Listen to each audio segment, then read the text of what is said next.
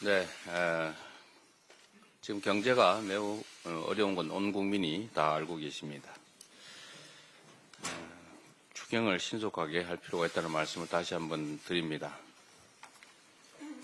이와 관련해서 지금 여당 측이 AI 정책 관련해서 이상한 얘기를 하도 많이 해서 한 말씀 좀 드려야 되겠습니다. 미래첨단산업 분야는 과거와는 달리 엄청난 대규모 투자가 필요합니다. 하다못해 GPU 10만 장만 확보하려고 해도 이게 엄청난 5조 원 정도가 듭니다. 그런데 이런 대규모 투자를 민간 기업들이 감당할 수 없어서 국제 경쟁에서 문제가 될 경우에는 국부 펀드라든지 아니면 뭐 새로 만들어질 수도 있는 국민 펀드 등의 형태로 온 국민이 함께 투자하고 그 성과를 나눌 수도 있는 것입니다.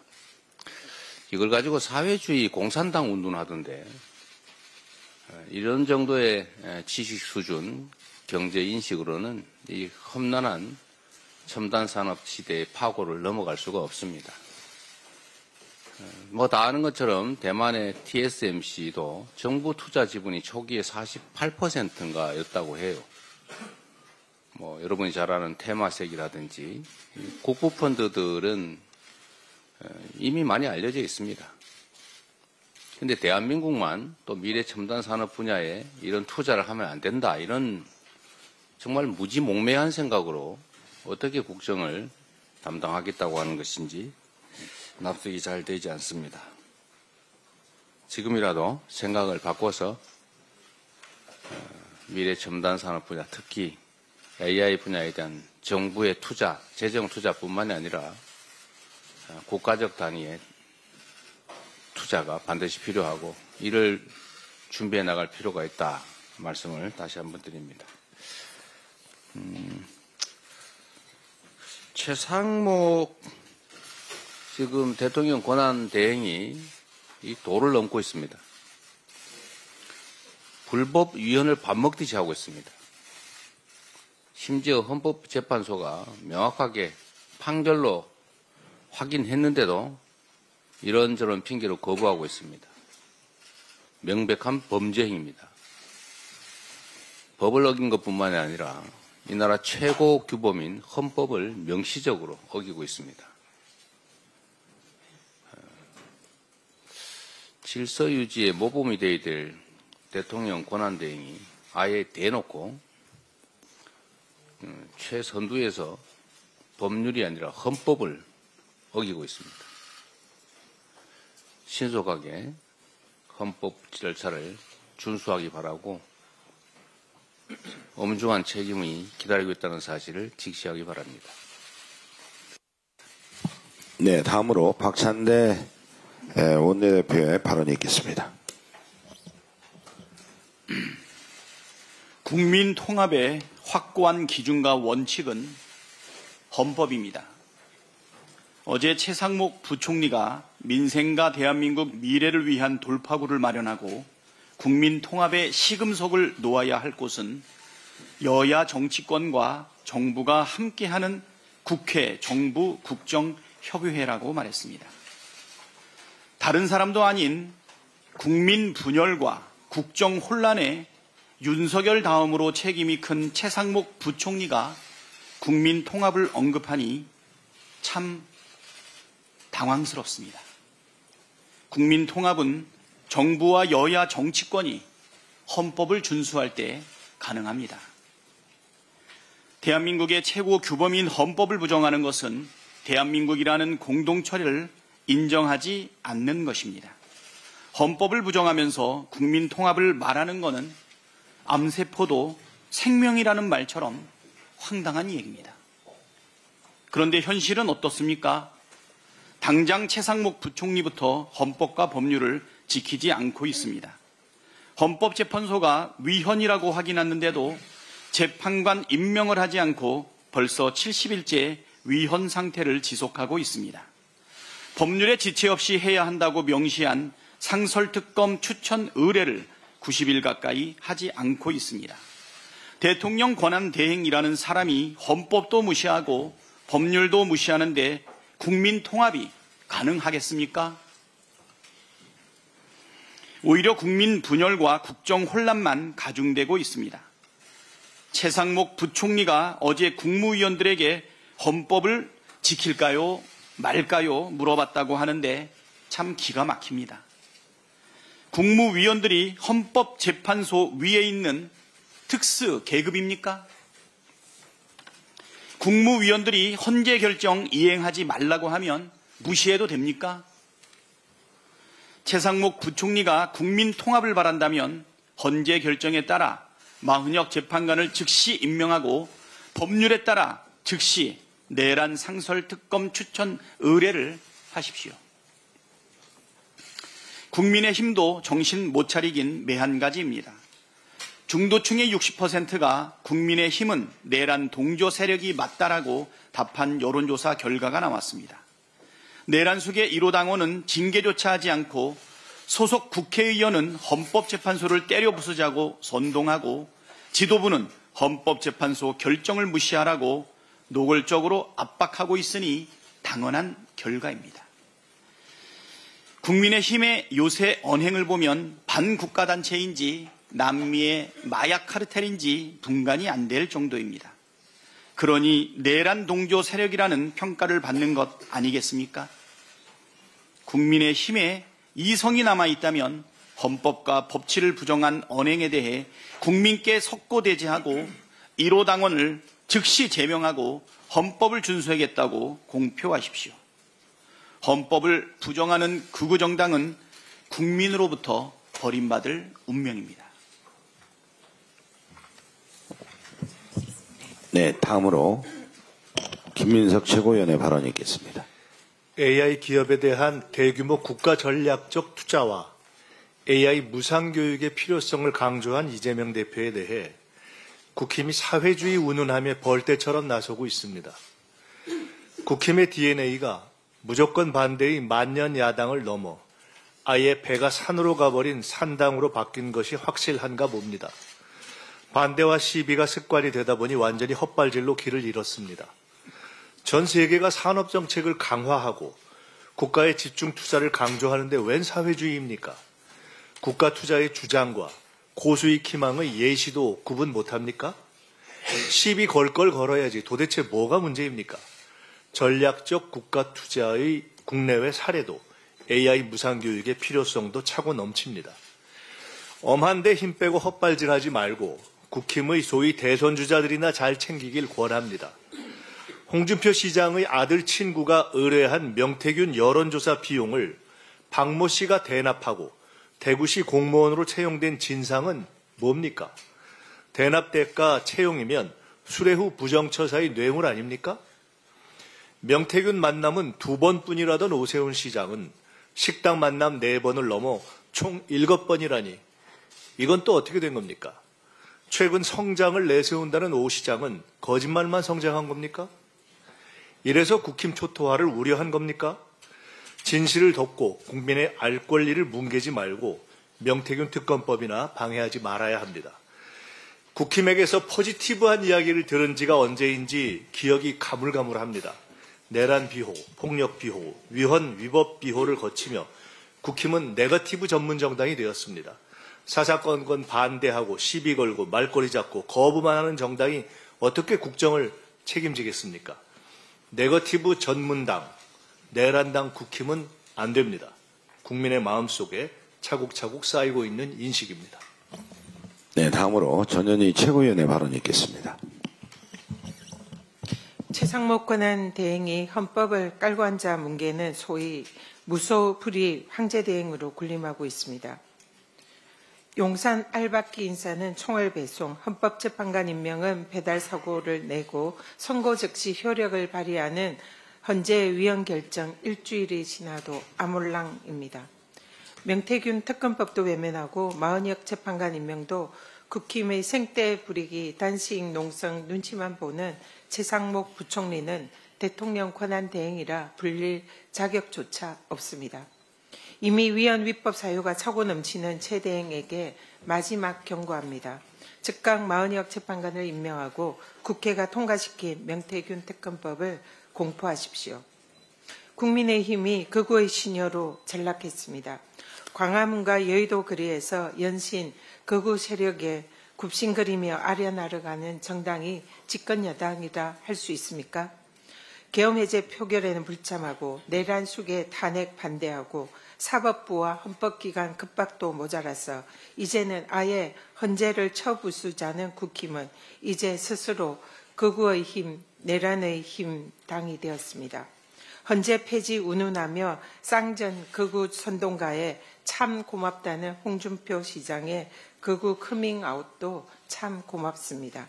내친 김에 참 고마운 자유통일당 후보로 출마하시길 권유드립니다. 삼부 토금 100억대의 시세차익 주가 조작 의혹이 금감원 발로 재부상하고 있습니다.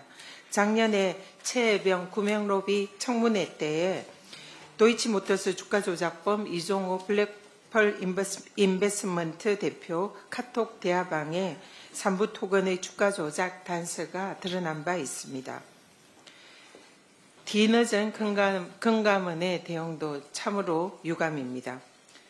윤석열 정권의 우크라이나 재건 사업을 활용한 주가 조작이 사실이라면 이는 명백한 국정농단입니다. 삼부 토건가는 가족이라는 김건희의 그림자도 어른거리고 있습니다. 특검을 통한 진상 규명만이 정답입니다. 대통령의 불소추 특권으로 기존 재판은 중단된다라는 제 설명에 대해서 궤변이다라고 억지서는 권성동 원내대표, 한동훈 전 대표와 주진우 의원 등의 검사 출신 의원들은 헌법교과서는 보지 않고 사법시험을 찾는가 봅니다.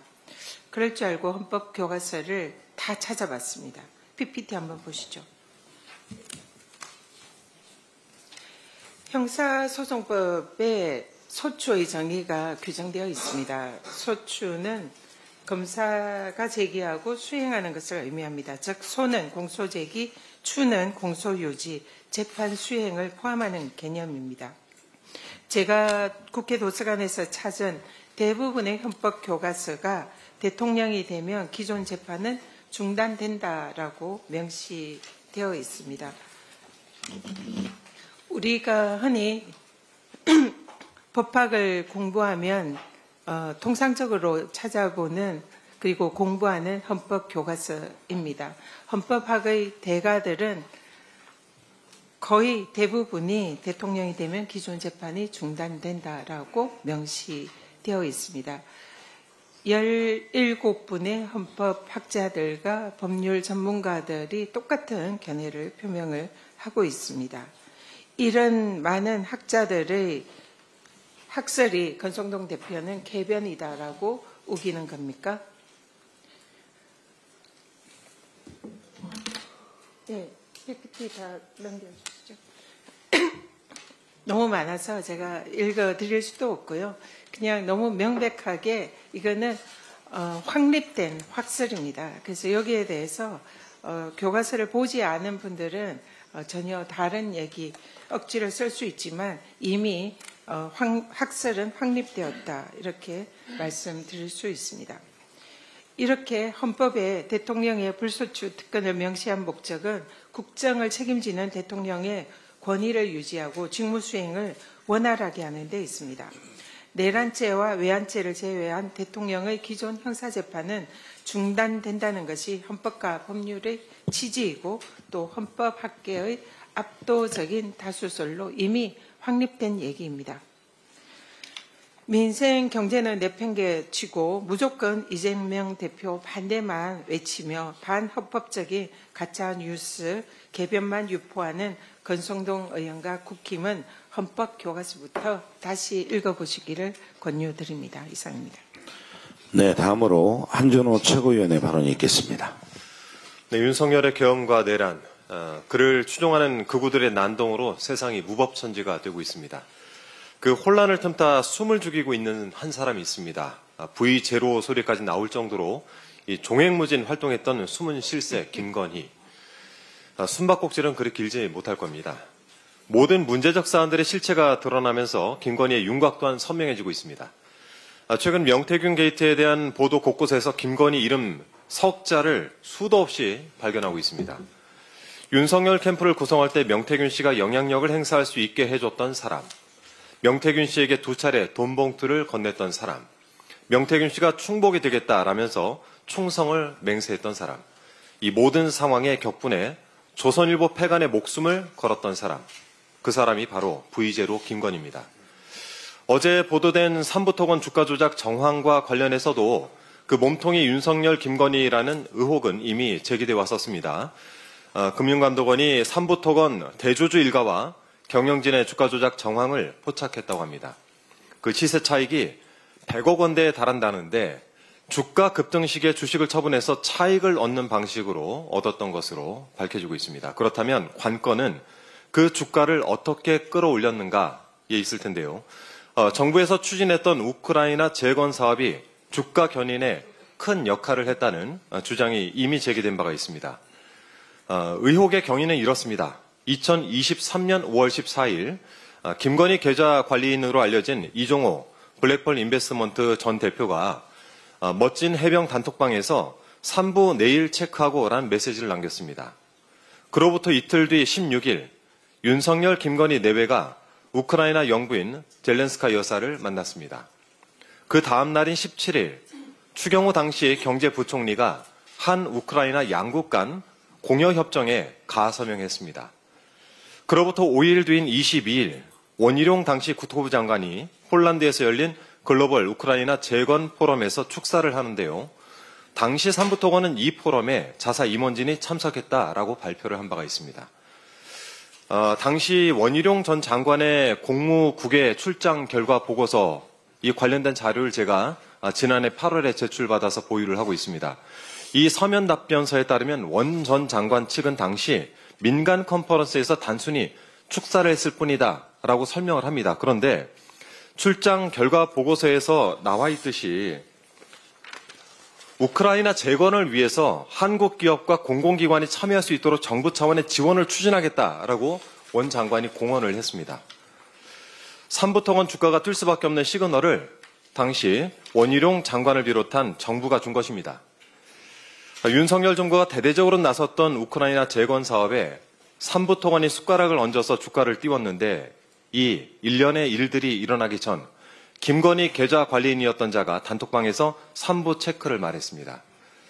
이쯤 되면 삼부토건의 주가 조작 몸통으로 윤석열, 김건희 내외가 지목되는 것은 매우 당연한 일입니다. 또다시 주가 조작에 연루된 김건희에 대해서 대대적인 수사와 조사가 반드시 필요하겠죠. 우연이 반복되면 필연이 되고 실수가 반복되면 고의가 됩니다. 수많은 의혹들의 정점에 김건희가 서 있는데 언제까지 도망치고 숨을 수 있겠습니까? 김건희에 대한 특검은 국정농단의 실체를 규명하고 단죄하는 시작점이 될 것입니다. 이상입니다. 네, 다음으로 김병주 최고위원의 발언이 있겠습니다. 미국이 우크라이나에 대한 군사 원조 전면 중단했습니다.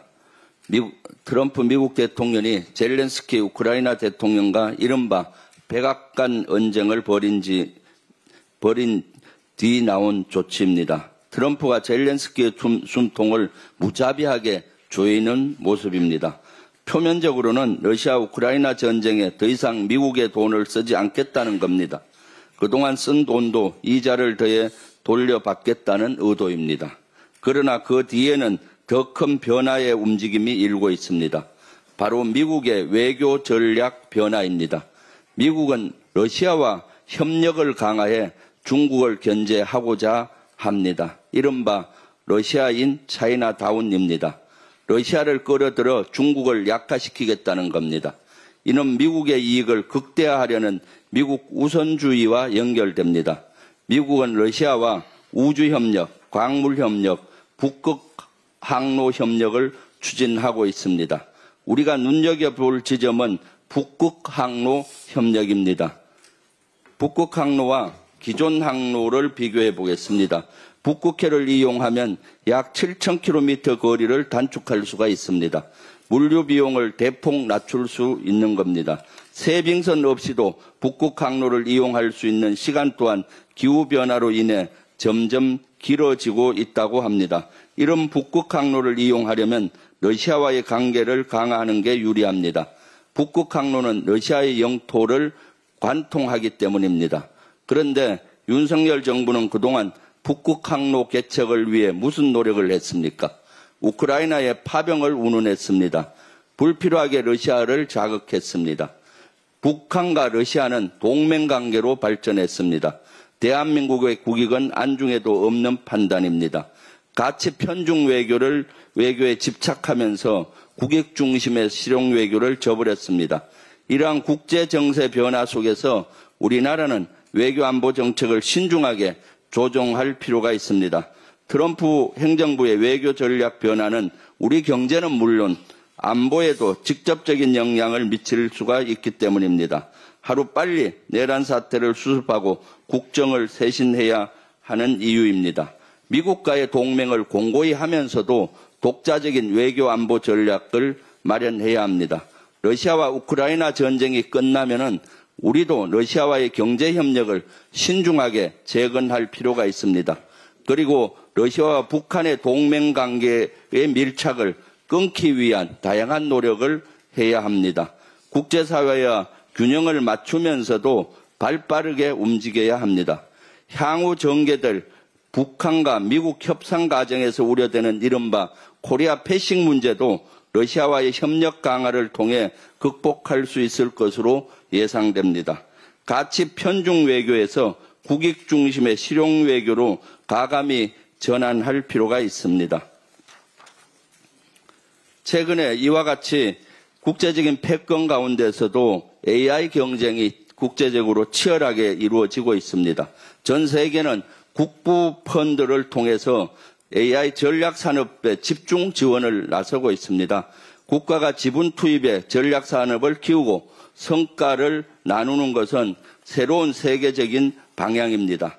프랑스의 경우는 AI 기업 펀드 투자 예정이고 미국과 사우디는 국부 펀드를 통해 전략 산업을 공격적으로 투자하고 있습니다. TSMC, 포스코 등 전략 산업에 정부 지분 투입한 사례도 있습니다.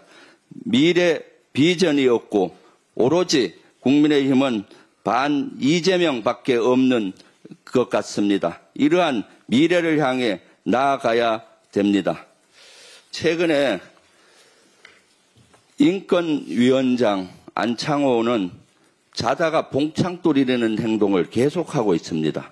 12.3 내란 당일날 인권위원장 안창호는 이 사실을 알고도 집에서 아주 편히 주무셨습니다. 인권위의 목적은 민주주의를 지키고 인권을 지키는 게 주 임무로 하고 있습니다. 계엄군에 의해서 민주주의가 무너지고 인권이 무너지고 있는데도 아주 편히 잠을 주무셨습니다. 그러다가 일어나서 봉창 뚫리는 행동만 하고 있습니다. 장꼬대만 하고 있습니다. 가해자인 내란 수계 윤석열을 방어권 보장 운운하더니 이번에는 국제인권기구의 서한까지 보내 국민의 절반 가까이가 헌법재판소를 믿지 못한다는 궤변을 늘어놓고 있습니다. 도대체 언제까지 이렇게 자다가 봉창 뚫리는 얘기만 할 겁니까? 정신 차리십시오.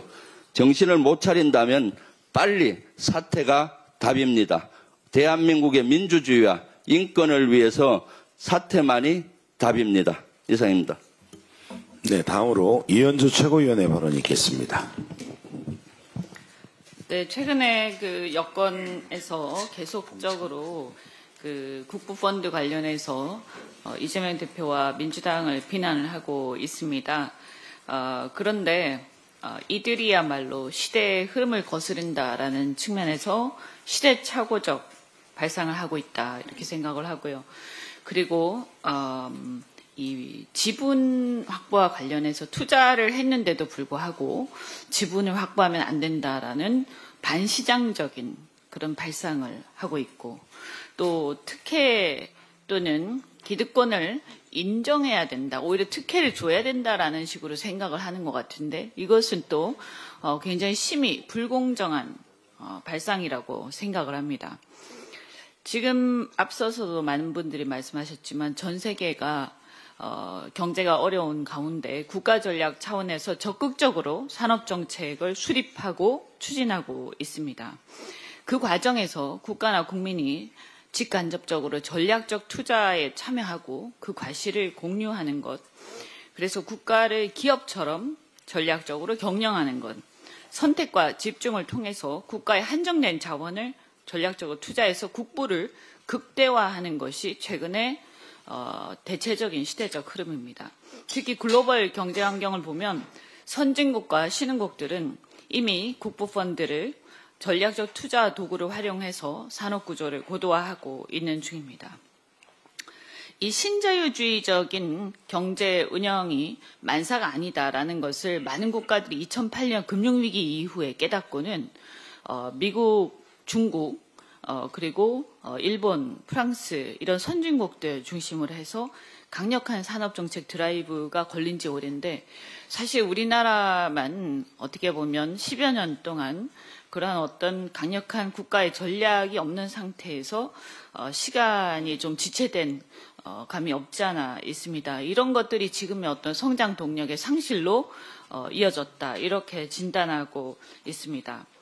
이런 정부가 이런 식으로 자국 산업을 전략적으로 지원하는 방식이 다양한데 직접 출자해서 공기업을 형성하기도 하고 또 보조금을 지급하기도 하고 세공제를 혜택을 주기도 합니다.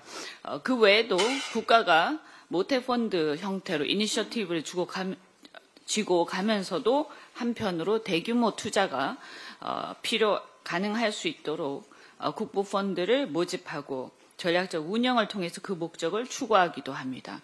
이런 국부펀드의 전형적인 것이 아까 많은 분들이 말씀하셨지만 싱가포르의 테마색 펀드, 또 최근에는 싱가포르에서 MPF라고 산업혁신펀드를 출범했습니다.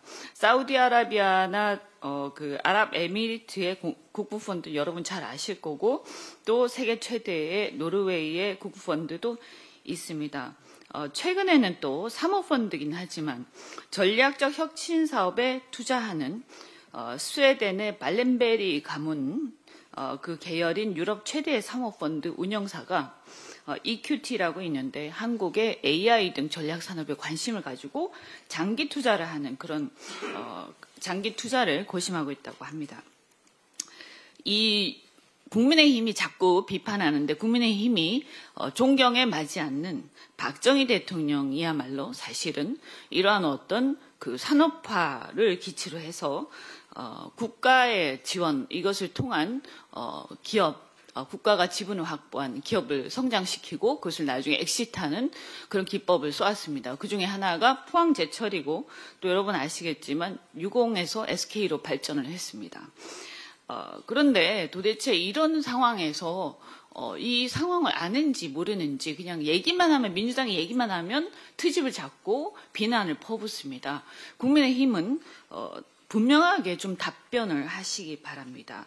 특정 기업에 대해서 무상으로 지원해 주는 게 맞단 말인지 그리고 국가가 전략 산업에 투자하고 지분 확보하는 게 잘못됐다는 것인지 그래서 그 이익을 국가 국민들이 함께 공유하겠다는 것이 잘못됐다면 공유 안 하고 그러면 계속해서 그 지원에서 먹튀하도록 놔두는 게 맞다는 것인지 답변을 하시기 바랍니다.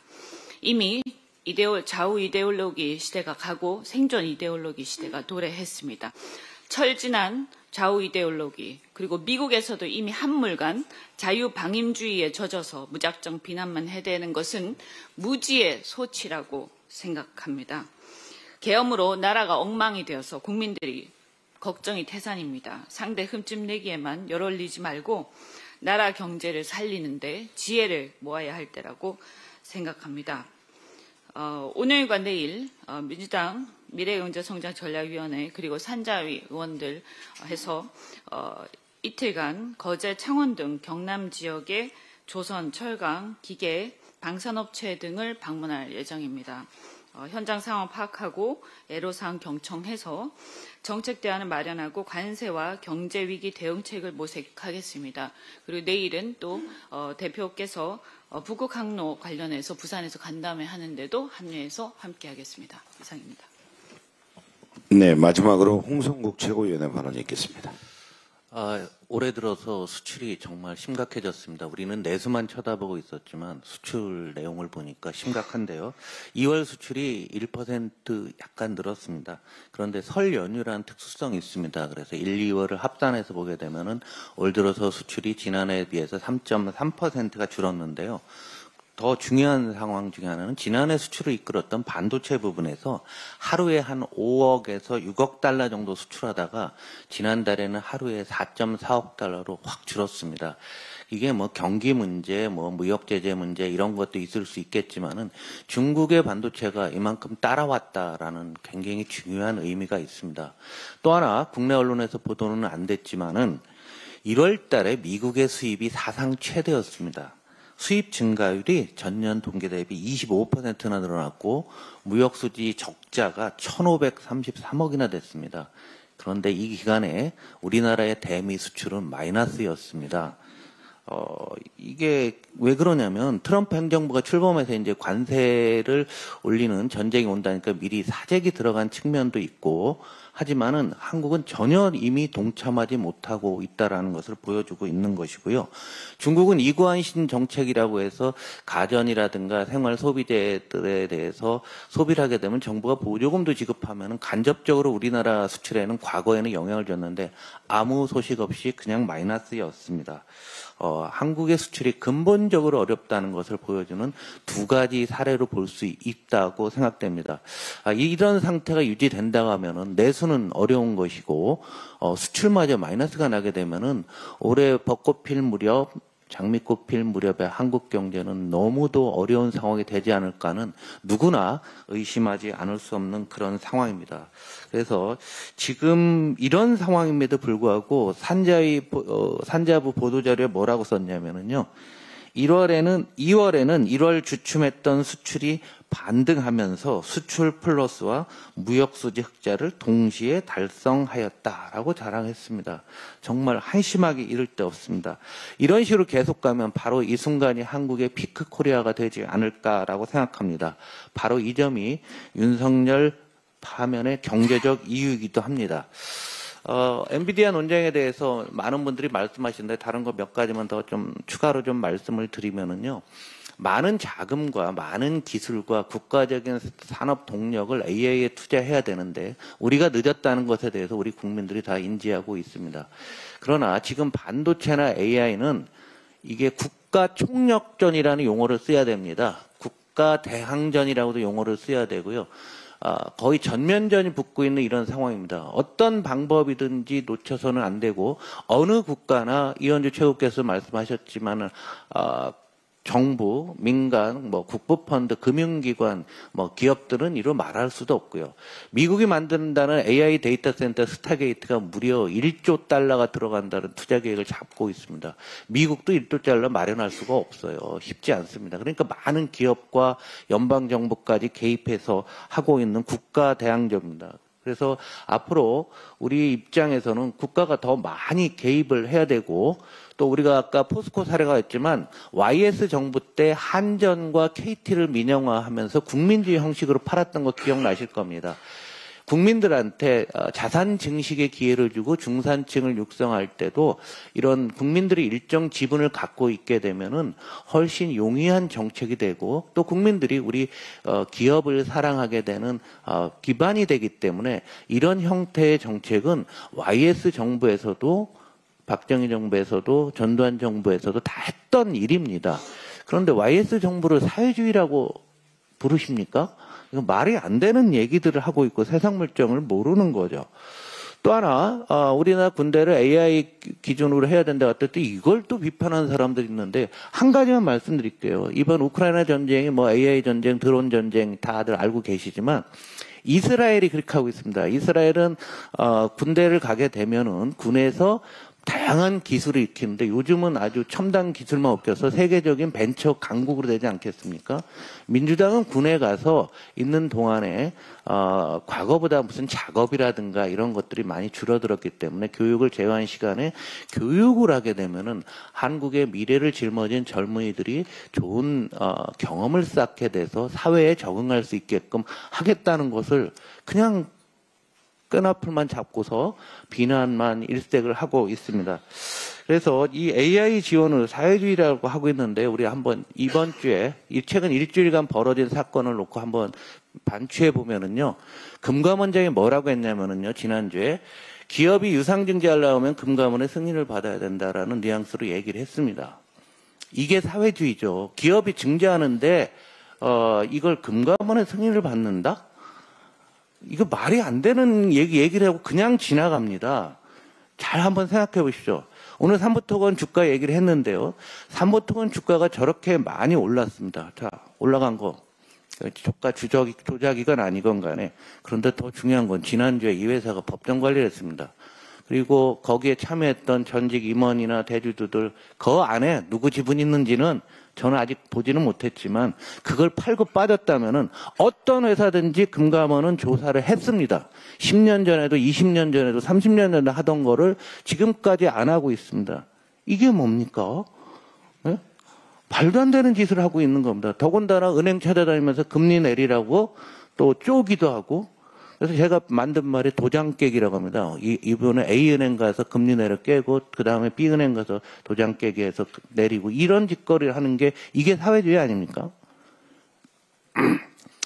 우리의 미래가 달린 이런 내용을 퍼주기 색깔론으로 대응하는 것은 전형적인 극우의 수법입니다. 자신들은 의제를 제시할 실력이 없으니까 무조건 반대만 하는 것. 이것이 파시스트의 정의이기도 합니다. 100년 전에 독일과 이탈리아에 있었던 파시스트 정당들은 바로 이러한 전술로 정권을 취득하고 그 이후에 전쟁까지 나라를 몰고 갔습니다. 더불어민주당은 AI에 한국의 미래가 달려있기 때문에 어떤 논의도 환영합니다. 그리고 초고속으로 AI 전환을 추진할 것입니다. 경제는 민주당, AI도 민주당입니다. 그 안보도 민주당 하시라니까. 네, 수고하셨습니다. 그리고 홍성국 최고위원님 말씀 중에 그 진짜입니까? 그 증자할 때 승인 받으라고? 2월 28일 금요일 신문에 다 났습니다. 누가 그랬다고요? 금감원에서요. 금감원장이? 아니면 금감원? 네, 제목 봤는데 금감원으로 왔습니다. 장난이겠죠? 예?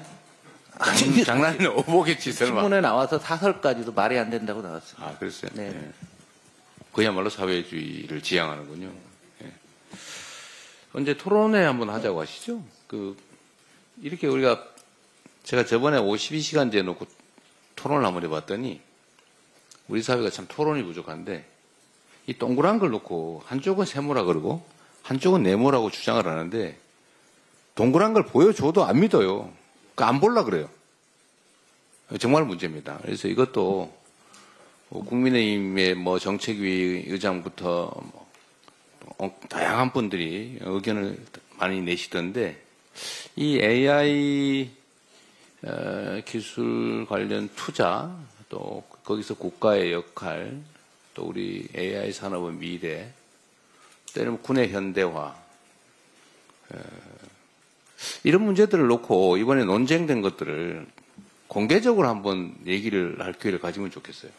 그럼 괜히 뒤에서 자꾸 흉보거나 이러지 말고 우리 언론인 여러분들 고생하시는데 전달하기도 힘든데 그냥 한 자리에 모여가지고 논쟁을 한번 했으면 좋겠습니다. 그럼 공식적으로 제안을 한번 해보시면 좋겠어요.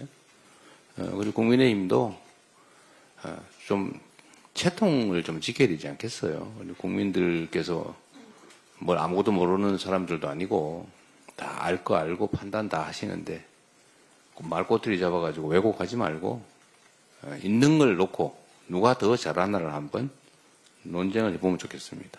정책위나 이런 데서 좀 주관해서 하는 게 좋겠죠. 어제 어떤 방식도 괜찮으니까 한번 얘기 한번 해보면 좋겠습니다. 네, 회의를 마치겠습니다.